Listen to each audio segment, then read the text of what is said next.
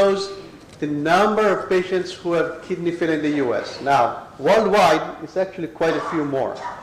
So in the U.S., where we have good data records, there are 650,000 patients who have kidney failure. Worldwide, it's 2 million, and it's probably underdiagnosed, as we're discussing with some of my colleagues today, because most people just don't know they had it. And as you can see from these graphs, these numbers are increasing, driven a lot by other underlying pathologies, diabetes and hypertension primarily. But if you look at the number of people who get transplant, it's only about a fraction. So we know that less than 1 in 20 patients worldwide probably get a transplant. In the US, it's about 100,000 people on the wait list. Less than 15,000 patients are getting a transplant. Many other countries, we don't actually have statistics we can only project. So you're looking at about 50 to 70,000 transplants worldwide, but 2 million patients. So the numbers are astounding. So the vast majority have to rely only on the other treatment available, which is dialysis. Dialysis has changed how some of these patients survive, but it has not always changed in the way we wanted them to change. So there are a number of challenges with dialysis. Some of them you've heard of. It's cumbersome. It's associated with infections. It costs money. And despite all the charitable work that's being done, we can only cover so many people with dialysis schemes that we have today. What are some of the other challenges? Pain. You waste a lot of resources. You need lots of pure water. Talk about our water resources. Water has to be ultra pure. You need RO systems. It's expensive. And it's complex. It's not just anybody can run it. And ultimately, many of these patients are not able to contribute in a meaningful way to society. Okay. Mostly unemployed. We talked this morning about how people have to choose. Should I go for dialysis 2 times?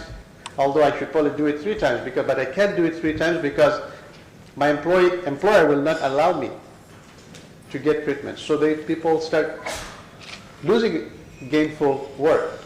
And there's direct correlation between mental well-being and being on dialysis. And some of you know that in experience, in firsthand. But ultimately, dialysis is fatal. And while it keeps our loved ones and our friends alive, it does not replace all those functions of a kidney. Remember I said there were 7 functions? Dialysis provides one of those functions, the excretion of waste products, just barely, only 10% of a normal healthy kidney. And as much as we have to increase dialysis, and we should, it's not scalable to get it to the 2 million patients, at least in an economically feasible way. So in our own way, we are trying to think of what can we contribute, how can we look forward. And as you look at the spectrum of kidney research, there are people who are trying to work on stem cells to regenerate kidneys. Other groups are trying to make dialysis more portable, more economical. Others are trying to reanimate a kidney and grow kidneys in a petri dish in a scientific lab. They're all worthwhile efforts. But they're all challenged by a number of scientific challenges as well as economic challenges. So we thought to ourselves, can we take an engineering approach where we take what's known from the scientific community and bring it together to deliver a different solution, a third way, if you will. But to do that, we have to try to understand what is it that the kidney does. Why is dialysis not as good as regular kidney? This is a cartoon that shows the functional unit, what makes a kidney work. There's millions of these units called the nephrons. They are broken up into a filtration component called the glomerulus and a tubular component. And these 2 components work together to perform the host of 7 functions. And dialysis performs this first function and just barely so. So what happens is you're giving up on all these functions when you're in dialysis. So over time, it's not surprising the patients eventually have problems. We have some lucky folks, and so they're blessed that they can survive years. But the survival statistics for the average person in dialysis are much more grim, as you know. You know, we have the statistics that's fairly worldwide. People on dialysis have a life expectancy of usually 5 years. And that's unfortunate, because I think the technology and the knowledge exists to move this needle forward, and we can do something about it. So our approach is this third goal. We want to provide a different solution, a solution that provides the benefit of transplant while overcoming the limitations of its sourcing and overcoming the challenge of dialysis. So what are we talking about? We're talking about a little device, size of our fist, that's surgically located in the abdomen, is connected to the blood vessels, just like a transplant. And there are two key components. A filtration unit, we call a hemofilter, filter for blood. A second component that provides the proximal tubular functions. The rest of the functions the dialysis does not provide, we call it a bioreactor because it's lined with kidney cells. Together they work in tandem to provide many of the functions of a healthy kidney. And it's connected through surgery to the blood vessels and to the bladder. So let's just take a step back and think, what does this mean when we achieve this? One is we're providing continuous treatment. We're providing a treatment that allows the patients to be mobile. They can go work. They can go with their families for a vacation and work and live a more normal life. But even the challenges associated with buildup of toxins within dialysis sessions addressed, because we have something that works continuously. It does not let the volume overload that many dialysis patients experience, and we avoid that. The freedom of mobility is important, because not only is it healthy with the 24/7, but the freedom of how people feel. And that is, so, at least from our patient focus groups, we have one of the biggest desires for having something that frees them from the tethers of dialysis. By putting the device inside, think about this, we would like to avoid the challenges associated with chronic vascular access, putting a needle 2 or 3 times a week in the arm, which is a key entry point for pathogens, but also causes blood clots and other complications. And by putting the cells into the device, we'll provide a more physiological therapy that mimics more of a healthy kidney. So now we have a device that provides the functions of the proximal tubule. And by putting these cells inside our device, it's slightly different than a kidney transplant. We can actually isolate the kidney cells from the patient's host immune system. So that's scientific speak for avoiding the need for anti-rejection drugs. So this is a technology approach that if we're able to deliver on this, we can provide a host of benefits that overcome the limitations of dialysis and the sourcing challenges of a transplant today. So the question is this even possible? Is this even doable? How much science has to be discovered before we can make something like this? I'll say to you, a lot of this is already done. And it's been done by this gentleman, a friend and a colleague of mine, David Humes at the University of Michigan in Ann Arbor in the United States. Let me tell you a little bit, a story about David. David is a ICU, works in the ICU. He's a nephrologist, and he would see many patients with something called acute kidney injury. Patients' kidneys shut down because of trauma or because of sepsis or whatnot. And the standard treatment at the university was intensive dialysis. So they dialyze them 24 hours, 72 hours, 96 hours, and you'd see the patients, over 80% of them still die. So he was thinking, as he told me, he was thinking to himself, he said, why is it they're dying? We're removing all the toxins. Clearly we're not fulfilling the other functions of the kidney. So what he did was to build something we call the renal assist device. And this is what little picture you see here. And let me take you through that. So here's a very typical picture of an ICU in the United States. It's the University of Michigan, David's hospital. And what he did was take a dialysis system in the ICU and connect it very much, they normally do, but he added a second component. He added a component with cells to the dialysis machine. So what you see is on the right hand side is the filter, which is standard dialysis filter. On the left-hand side in that little bubble wrap is there's another dialyzer cartridge into which he took some kidney cells from a cadaver that could not be used for transplant. He lined them up and he connected this together very much like a dialysis circuit, and through a series of animal studies and then ultimately approval for patients, was able to test this on patients and compare in a scientific way intensive dialysis for most of the patients in the ICU versus patients that get the renal assist device. And just as a point of reference, up till today, this pioneering work which was done more than 15 years ago, it happens to be the only kidney cell therapy that has the US FDA has gone approved for clinical trials. All the others are still much, much more nascent. But what was astounding to me and my colleagues was the data he got out of this. He was able to show, because of this renal assist device, there was a 50% reduction in the death rate of these very sick patients who otherwise died.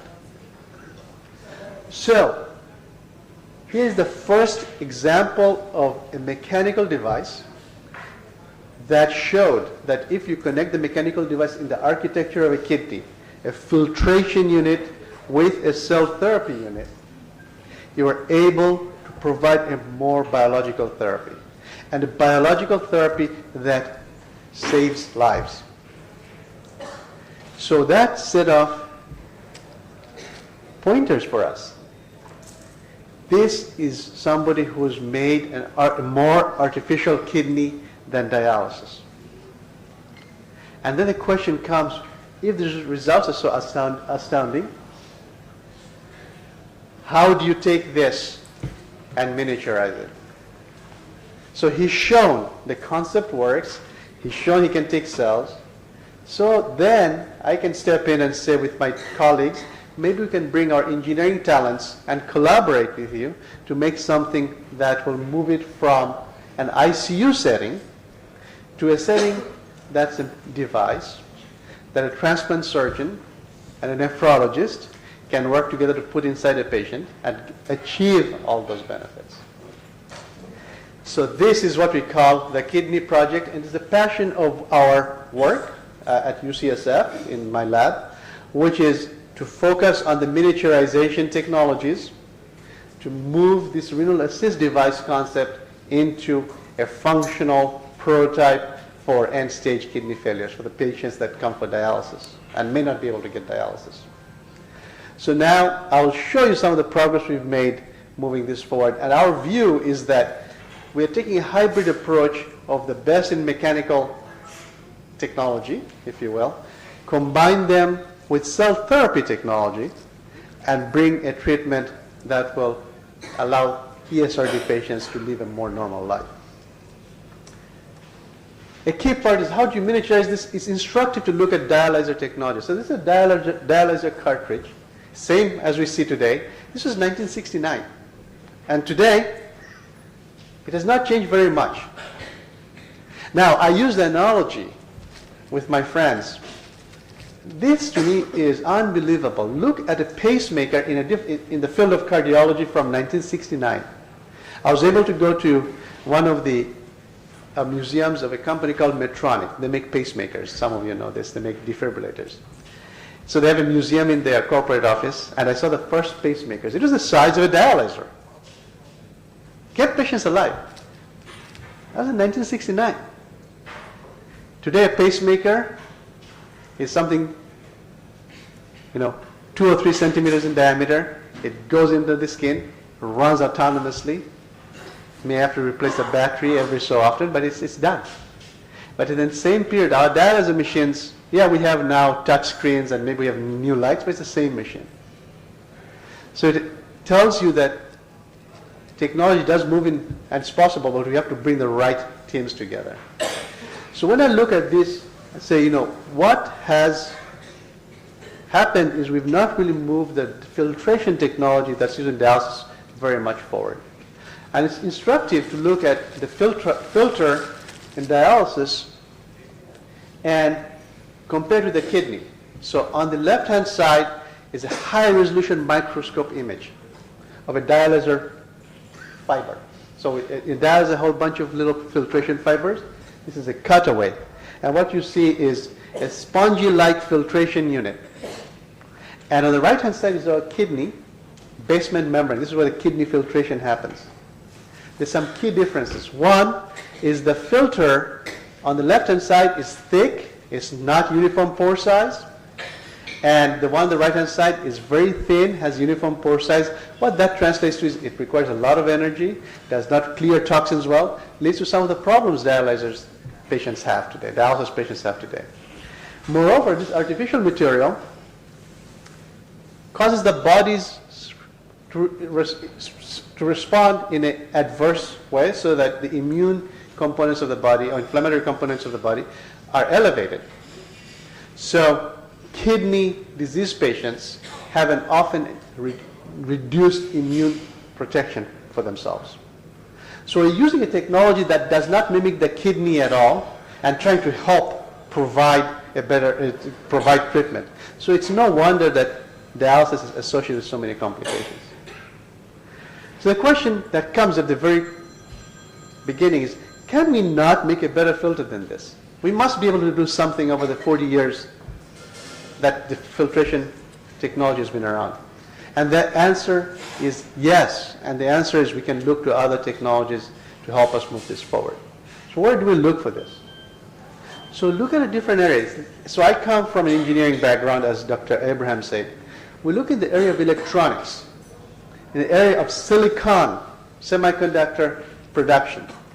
And this is a technology that's been around. It's why we have all these phones, and now it's affordable. In fact, we talk about dialysis, how hard it is to access. We look at phones. At one time, phones are very hard to get.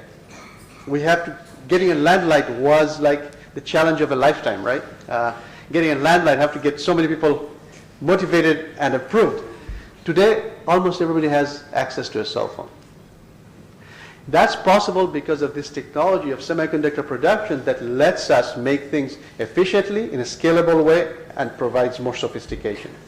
So I think there's a knowledge base here to be gained, and what we've done is applied the knowledge from semiconductor production to create a new membrane technology out of silicon, the same material for electronics, and replace the polymer membranes that we have. So a little bit of science. So this is some of the wafers we make. This is a silicon membrane, and this is produced using in a clean room, using the same technologies used to make electronics. And here are some of the tests we've done to compare our membranes with polymer membranes. These are scanning resolution micrographs. So these are very high microscopic images of the membrane. On the left-hand side is a top view, and the right-hand side is a cross-section. Just if you recall, the right-hand side now is a very straight pore. It's slit pores like the kidney, and it's very thin. What does this mean? It means something called a high hydraulic permeability. Basic scientific, non-scientific means it's very efficient. It can use a lot less energy to get a lot more transfer of toxins, which means you can use the body's own blood pressure to generate the energy for this. And because we can engineer the pores to look more like the kidney, we remove toxins in a much more efficient way. So there is something called middle molecules. These are toxins that are larger than urea. And so we remove the urea in a much more efficient way with our silicon membranes than dialysis membranes do. But no pumps means what? No pumps means no batteries. No batteries means smaller size, less toxic, and can operate as long as the patient's heart is operational. So here's a membrane we've developed, and this membrane allows us to think of a different approach to dialysis, or even ultimately implantable ultrafiltration. And by providing improved clearance, we can address some of the uremic symptoms that are associated with poor dialytic removal. So one of the things we've done is actually looked at the fundamental technology to make membranes much more biocompatible, make them friendly to the body. So if you just take silicon, which comes from sand, by the way, and you apply blood, you will cause a lot of blood to clot. And you may not see these pictures very well from the back, but it shows deposits of blood clots on the top, and on the bottom is a optical image, that's a fluorescent image of platelet activation, things that cause thrombosis. We've come up with coatings that let us coat these membranes in such a thin way that they don't block the little holes we have, but have no reaction to blood. So see on the right, the top is easy to see. We've got a membrane that does not allow platelets or blood agents to adhere, and the bottom shows that there's no platelet activation whatsoever. So as you know from dialysis, you always have to worry about heparin. Heparin is expensive, but it's also got side effects. This is a way to avoid the need for heparin or any other kind of blood thinners. So now you're now able to think, at least in the paradigm shift, we're going to provide filtration without a pump, without a need for anticoagulants. We're already making some progress in our vision statement. Then we've taken this and said, will this really work? So we actually, like any other, we have to test this in a preclinical setting. And here we've operated on animals and showing a little cartridge of our device with our silicon membrane that's connected to the blood vessel of the animal, the artery and the vein, very much like a kidney transplant would be attached to.